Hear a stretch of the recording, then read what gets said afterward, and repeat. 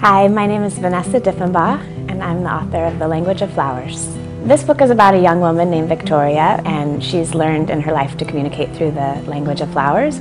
She has trouble communicating with the world because she's been so hurt in her childhood, and this is the one way that she can communicate with others. Victoria grew up in a series of foster homes, and there was only one place that she lived for a year, and everywhere else she was in and out, more homes than she could count. But when she was 10 years old, it was kind of her last chance to get adopted, and she was placed with a single woman on a vineyard in Northern California named Elizabeth, and this woman taught her to communicate through the language of flowers. The language of flowers is just something I discovered. You know, I was 16 and I was in this great used bookstore. I would go there most days after school and just walk through the aisles. It was one of those bookstores where nothing was organized and you had to literally, duck through these huge rows of books. And one day I was in the children's book section where I love to be, and I pulled out Kate Greenaway's Language of Flowers, which is a beautiful illustrated book from the 1800s, and it's this list of flowers and their definitions that people use to communicate secret messages. For example, most people know rose means love. I was just fascinated by it instantly. I loved the idea that you could communicate without words. I like the thoughtfulness that goes into that kind of communication. What's interesting about the language of flowers is the more that I learn about it, the more that I realize it isn't what I thought it was when I started this book.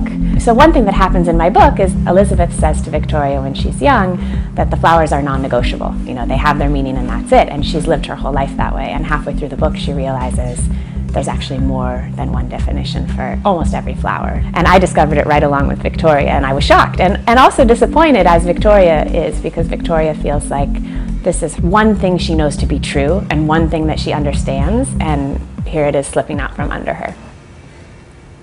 So the issue of foster care in our country is something that's really important to me. My husband and I have mentored a lot of kids in foster care. There was one young woman we worked with, and she did, more than anyone else, probably inspire Victoria. She'd been in the foster care system since she was born. On her birth certificate there was a number where her name should have been, and she doesn't even know who named her.